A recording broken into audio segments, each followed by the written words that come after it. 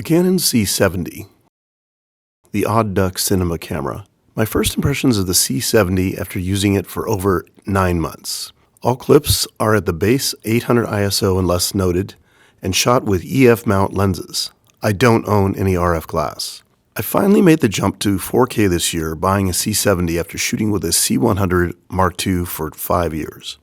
I was bitterly disappointed when the C200 came out in 2017 that yes, it had 4K, but only in 420 8-bit internal to SD. Oh Canon, why do you hate us so? Maybe I've been foolishly loyal to Canon, but there's several reasons I stayed with them. I chose the C70 because it became more appealing with the significant firmware updates and the price point when I bought one used. I honestly feel, even with its positives, the camera is still overpriced, even with the recent price drop at $4,500.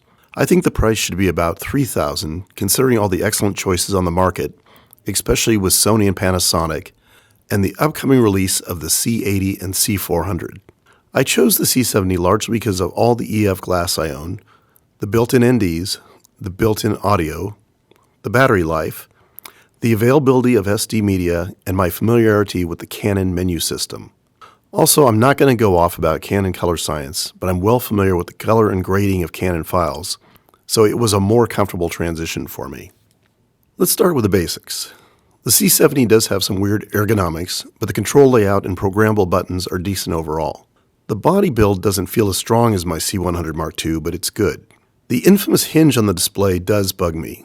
Even with the upgrade, it's still flimsy and concerning. Why Canon would not do a better job designing this critical component that's used frequently leaves me scratching my head. For a display that's crucial to the menus, framing, and focus, it's a joke. If you buy this camera, in my opinion, a basic cage really is needed for correct balance on the tripod and to attach essential peripherals. The provided handle feels cheap and only has one shoe and mic attachment, pretty useless in my book.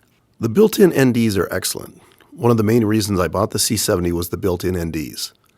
Hard to go back once you've had the convenience and cost savings of these, instead of having to carry a bunch of different size filters that take time to screw on, can be broken, become dirty, etc., etc. I came from C100, so I accepted and understood the pros and cons of the Super 35 sensor. I will say the C70 Super 35 sensor is respectable with a good dynamic range.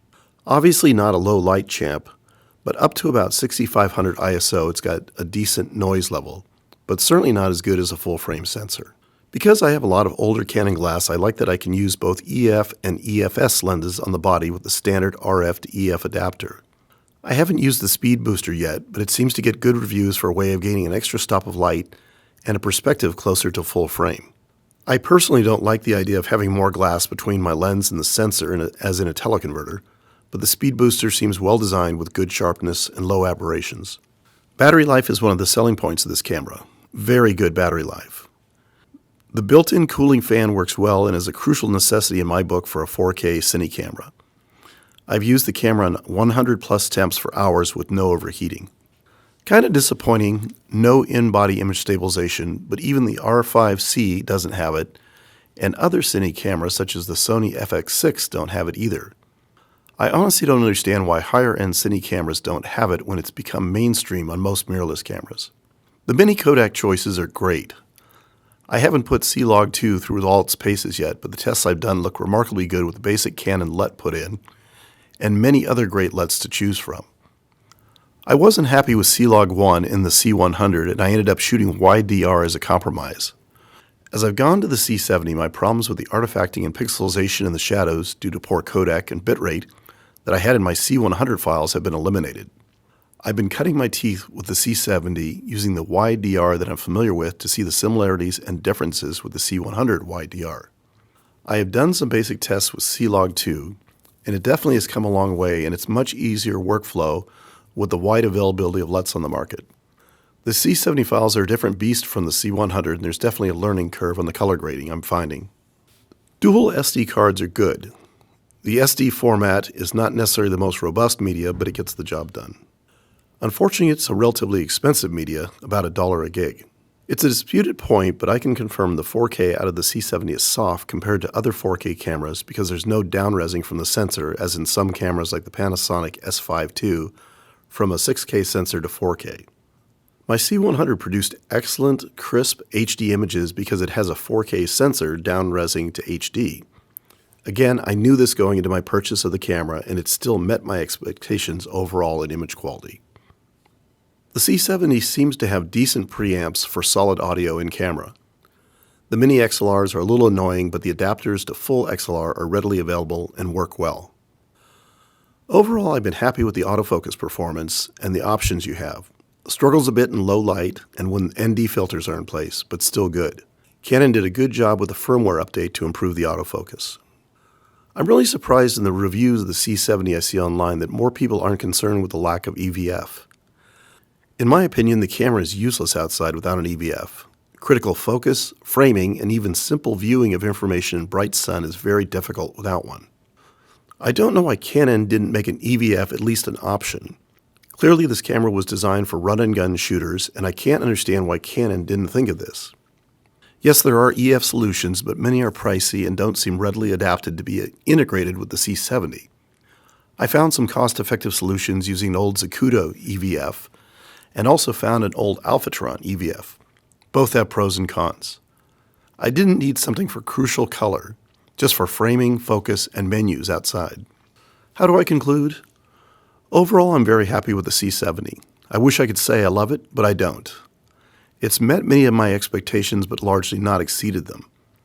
So far, it's proving to be a reliable camera, which is the most important thing in my book, combined with very respectable image quality. That said, it's been a great transitional camera for me to grow into the 4K world, and I've come to enjoy it more as I shoot in varied environments with the challenges I've encountered in every shoot. I understand that Canon can't give you too much at a low price point to cannibalize their higher Cine line, but the camera is still overpriced in my book. The C70 has opened up a new world for me and gives me the chance to regroup and take a hard look at needs versus wants if I do decide to upgrade.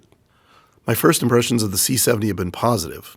It strikes me as a solid, reliable camera that fills a lot of roles for a documentary or indie filmmaker like me without breaking the bank.